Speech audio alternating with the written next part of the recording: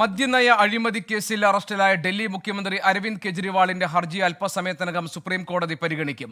Chief justice DY Chandrachud അധ്യക്ഷനായ ബെഞ്ചാണ് ഹർജി പരിഗണിക്കുന്നത്.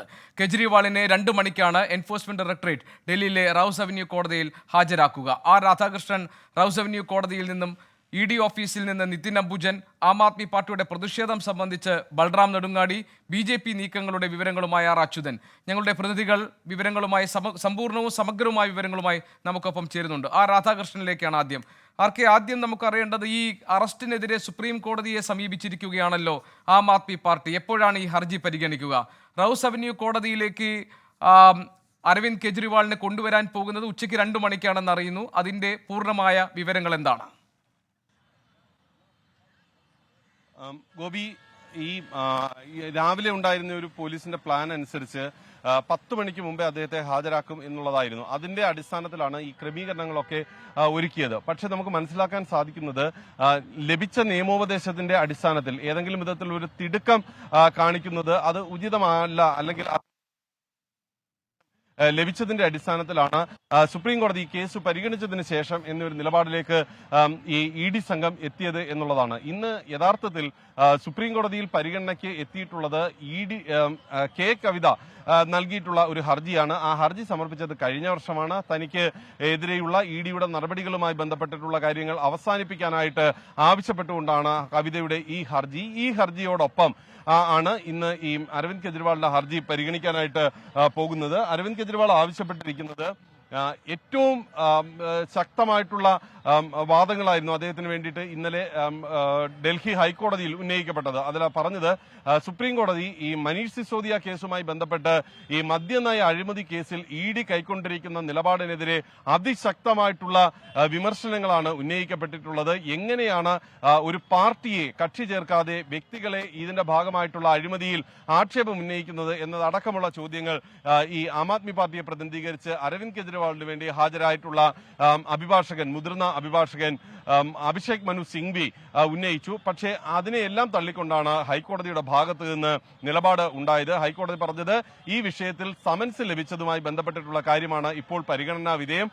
ഇതിന്റെ കാര്യങ്ങൾ അല്ലെങ്കിൽ ഇതിന്റെ ഗുണദോഷ വശങ്ങൾ, കേസിലെ ഇതുമായി ബന്ധപ്പെട്ടിട്ടുള്ള കാര്യങ്ങളൊക്കെ വിലയിരുത്തേണ്ടത് സമൻസ് കൈപ്പറ്റി അതിൽ അന്വേഷണത്തിൽ ഹാജരാകുന്ന ഘട്ടത്തിലാണ്. അതുകൊണ്ട് ഈ വിഷയത്തിൽ അനുകൂലമായിട്ടുള്ള ഒരു സമീപനം സ്വീകരിക്കാൻ സാധിക്കില്ല. അരവിന്ദ് കെജ്രിവാൾ ഹാജരാകണം എന്നുള്ളതാണ്. അറസ്റ്റിൽ നിന്ന് സംരക്ഷണം നൽകണമെങ്കിൽ അദ്ദേഹത്തെ അറസ്റ്റ് ചെയ്യും എന്ന് പറയാൻ തയ്യാറാകണം. സമൻസ് നൽകിയതുകൊണ്ട് ആരെയും അറസ്റ്റ് ചെയ്യുമെന്ന് കരുതുന്നില്ല എന്നാണ് കോടതി പറഞ്ഞത്. വ്യക്തമായിട്ടുള്ള തെളിവുകൾ ഉണ്ടെങ്കിൽ മാത്രമേ അതിലേക്ക് പോവുകയുള്ളൂ എന്നൊക്കെ പറഞ്ഞുകൊണ്ടാണ് കോടതി ആ കേസ് തള്ളിയത്.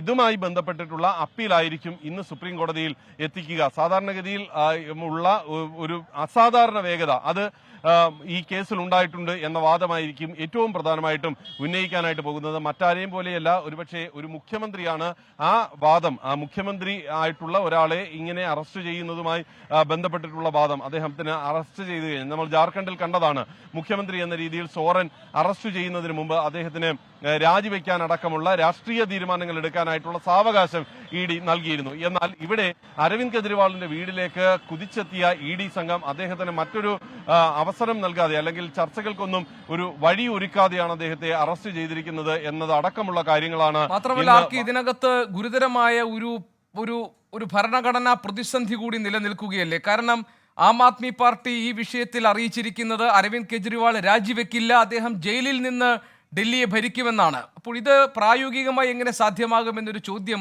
ഉയരുന്നുണ്ടല്ലോ. കാരണം രാജ്യത്തിന് ഇതിനു മുൻപ് ഇതുപോലൊരു സ്ഥിതിവിശേഷം ഉണ്ടായിട്ടില്ല. ഒരു മുഖ്യമന്ത്രി അറസ്റ്റ് ചെയ്യപ്പെടുന്നു, അദ്ദേഹം പദവി ഒഴിഞ്ഞിട്ടില്ല, ജയിലിൽ നിന്ന് ഭരിക്കുമെന്ന് അനുയായികൾ പറയുന്നു, പാർട്ടി പറയുന്നു.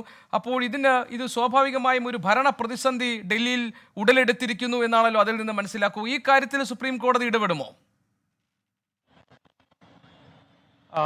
ഗോപി, ഈ നമ്മൾ സാധാരണഗതിയിൽ കണ്ടുവരുന്നത്, സുപ്രീം കോടതിയെ സംബന്ധിച്ച് ആന്റിസിപ്പേറ്ററി ബെയിലുമായി ബന്ധപ്പെട്ടിട്ടുള്ള കാര്യത്തിൽ വിഷയങ്ങൾ ഒരുപക്ഷെ സുപ്രീം കോടതി അറസ്റ്റ് തടയുക എന്നതുമായി ബന്ധപ്പെട്ടുള്ള നടപടികളിലേക്ക് പോകുന്നത് ആന്റിസിപ്പേറ്ററി ബെയിലിന്റെ ഘട്ടത്തിലാണ്.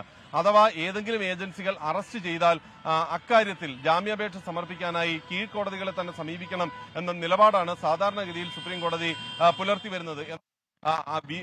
വിരളമായിട്ടുള്ള കേസുകളിൽ അതിൽ നിന്ന് വ്യത്യസ്തമായിട്ടും സംഭവിച്ചിട്ടുണ്ട്. ഇവിടെ ഇ ഡിയുടെ ഭാഗത്ത് നിന്ന് ഉണ്ടായ നടപടികളുടെ പ്രാധാന്യം അത് രാഷ്ട്രീയ പ്രേരിതമാണ് എന്ന ആരോപണം ഉന്നയിച്ചുകൊണ്ട് തെളിയിക്കാൻ വേണ്ടിയിട്ടാണ് ആം ആദ്മി തയ്യാറാക്കുന്നത്. കാരണം ഒരു മുഖ്യമന്ത്രി എന്ന സ്ഥാനത്ത് വെച്ച ഒരാളെ അറസ്റ്റ് ചെയ്യുക അത് ഫെഡറൽ സംവിധാനത്തിന് നേരെയുള്ള വെല്ലുവിളികളുടെ ഒരു തുടർച്ചയായി ആണ് ഉള്ളത്. ഇതുമായി ബന്ധപ്പെട്ട് മുഖ്യമന്ത്രിക്ക് ഭരണപരമായിട്ടുള്ള തിരക്കുകളുണ്ട്, തെരഞ്ഞെടുപ്പ് ചുമതലകൾ ഉണ്ടായിരുന്നു. അതൊന്നും പരിഗണിക്കാതെയാണ് ഇ ഡിയുടെ ഭാഗത്ത് നിന്ന് നടപടി ഉണ്ടായത്. അദ്ദേഹത്തിന് സാവകാശം നൽകിയില്ല.